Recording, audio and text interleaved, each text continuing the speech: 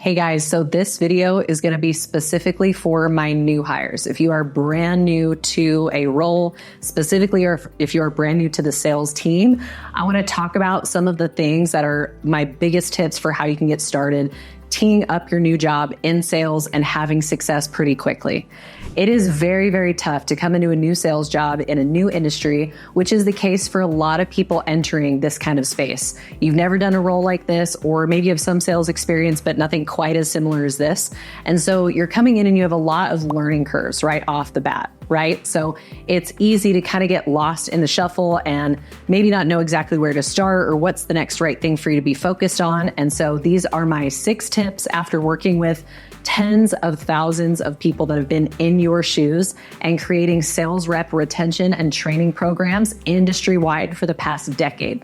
My first tip, you guys, is going to be that you are going to have to be willing to suck before you can get good at what you're doing here. Because whether you have done a similar job like this, even if you've had this exact same role just at another company, it's tough and tricky to realize how many things come into play when you're changing companies, right? It's a new sales pitch, new leadership, new tools and operations and all of these things that might be coming into play that's going to get you off your game. So whether you're brand new, you're coming from outside of the industry, you've never held a sales role before, or you're jumping straight into something that feels similar, you are going to have some days where you completely suck at what you're doing. And if you let that stuff get in your head and get in your way, it is going to stay there and it's going to be like this little seed of doubt that keeps you from continuing to grow. So expect that it is going to be hard. Expect that you are not going to be good at everything, even if you used to be, right off the bat, because you need to acclimate to this new job at this new business. My second tip is to get a lot of repetitions in very, very quickly.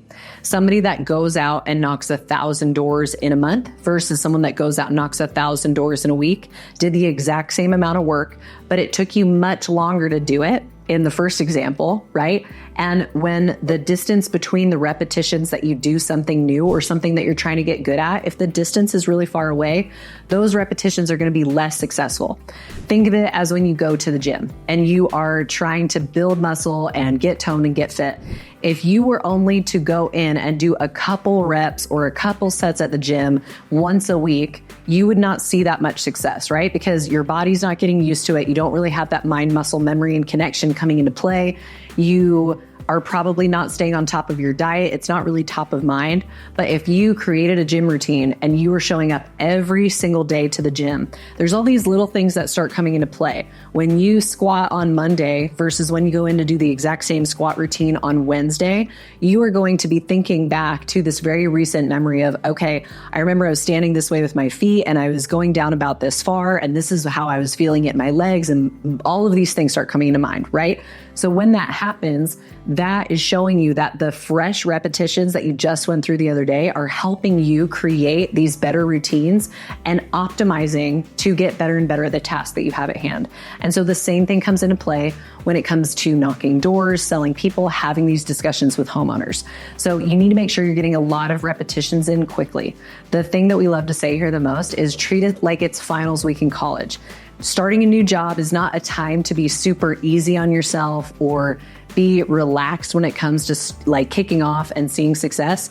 It's true, you might not see a sale or the specific outcome that you're looking for in your particular sales role for a couple days or maybe even a couple weeks. But that doesn't mean that you can't get a lot of repetitions in at the things that you're going to be doing every single day very, very quickly. Someone that goes out and works 3 hours in the field versus 7 hours in the field for the first 2 weeks is going to have a completely different experience when it comes to busting through the learning curve. So I suggest you get a lot of repetitions in and you do it very quickly. My third tip is going to be make sure that you are journaling almost every single night when it comes to this role, and you're doing it to give yourself quick feedback. So here's what I mean by this. If you go out to the field and you are having good conversations with homeowners, you're not seeing the exact results that you want to just yet, and you can tell that you're getting tripped up on a couple different things. Well, how good are you at truly identifying what the things are that you are getting tripped up with? For example, you might be having conversations with homeowners, and when you go to transition to setting the appointment, something's breaking down, but you aren't sure exactly what. Journaling is one of the best ways for the human brain to take what they went through during a day or some type of time period and start to digest that material. So you are quite literally taking the experiences that you had from the day and writing out to yourself what went well, what didn't go well, so that you can start to really hone in on what is the exact skill or trait or thing that I need to be working on, so that you've got that identified and you can now go into the next day focused on the most important thing. One of the biggest things that I see sales reps struggle in our industry with is that there's a lot of emotions that come up while you're knocking doors, right? You're dealing with rejection, you're dealing with homeowners. They might be excited to see you. They might hate seeing you and want you to get off their porch, right? So when that type of thing happens, it's easy for us to absorb a lot of emotions. If you are leaving your day with all of these emotions and kind of this brain fog of today didn't go the way that I wanted it to, but you don't have clarity on what went wrong so that you can do it better tomorrow, that emotional residue from your day is going to carry into the next day of work.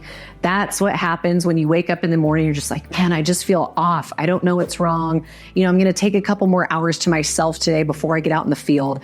And that's where you start to get off your habits, right? It feels okay to get off your habits because you want to get your mind right first. The best way for you to get your mind right is to make sure that you're doing it at the end of your workday and also not sleeping on a crappy day. So go through, give yourself kudos for what you've done right so far that day. What went really well? Even if it was as simple as I went out and worked all the hours or knocked every door that I promised myself I was going to, promised my leadership team I would. If you're going out and setting that effort bar, but you haven't gotten the results yet, even that's a win. So say what you're doing well. Try to figure out then what's not going well and really think through to yourself, write down what you think is not going right. So spend a little bit of time on this. Once you feel like you have kind of honed in, okay, here's what I don't think is going right, you can then go to your leadership team the next day, or maybe you've got some good ideas yourself. Maybe you've got a training library like this one, where you can then go in and say, okay, now that I know what I'm not doing right, what is the thing that I need to do in the field today or this next day that's going to help me get closer to my goal? It's going to help me resolve this thing that I'm not doing so well and get a lot of repetitions in at practicing this new skill. Okay, so you're going to give yourself quick feedback, you're going to journal, and you're going to get clarity on what you need to be working on. Number 4 is going to be track your progress. So going back to the emotional example, I knocked doors for a little over a year exclusively before I took on a corporate leadership position in the sales team as well, and then was also knocking doors and taking referrals at night. And the thing that held me back, I think, from having as much success as I wanted to on the doors, I did well. I paid off $30,000 in student debt my first year, which was awesome, but I could have done better if I was able to get my emotions under my control. And the thing that kept me from doing that a lot of times was not having clarity, which is why I suggest journaling. But then it was also feeling like I couldn't tell that I was making that much progress, because if I didn't walk away with a sale, I didn't know that I had done better this week or this day than I had the prior one. We didn't have a lot of data back in 2014 and 2015 when I was knocking doors. Nowadays, though, everybody's got some type of knocking tool that allows you to be out in the field and knowing exactly what your numbers are. So the best thing that you can do is track your numbers and track your progress. If you are not using your knocking tool and the apps that your team has given you to track your numbers, I highly suggest you start doing that immediately, because it's going to make all the difference. One thing I love to track when I'm first starting out with a sales team is how am I doing moving from my doors knocked to numbers of appointments set. Okay, so let's say my second week out on the doors, I'm tracking those numbers and I get an appointment for every 87 doors I've knocked. Okay, now I know if later in that week I'm feeling crappy, I woke up not, in the right headspace or whatever, all I need to go and do is knock 87 doors that day and I will walk away with one appointment. It's a numbers game at that point. Now, obviously the numbers game doesn't always perfectly play out, right? But it's this kind of idea where suddenly you go from feeling out of control of the outcome to being in control of what you're trying to accomplish that day. So even on my bad days, I can walk away saying, okay, I know I'm going to get an appointment as long as I go out and I knock 87 doors. And a lot of times too, you go out and you start knocking and you start to feel better. You're having good conversations. You can feel yourself improving, your mood improving. And so you're really just using these numbers to get out of your own head and out of your own way so you can start your work. Maybe week 3 now, you go from 87 doors to get one appointment to 62 doors to get one appointment. Now it's still a numbers game, but now you're starting to get more and more in control. The better that you're doing tracking your progress and seeing how well you're doing kind of with these ratios over time, the better you can realize, oh my gosh, I am in control of my own success here. I'm in control of my outcomes. And so you can pick and choose a lot more of the homeowners you talk to and how you have these conversations, and you gain this confidence and conviction because you know that you can go out in the field and have success because it's all just a numbers game. So never forget to track your progress. And then tip number 5 is going to be commit to some type of training program or roadmap, ideally something that your leadership team is giving you.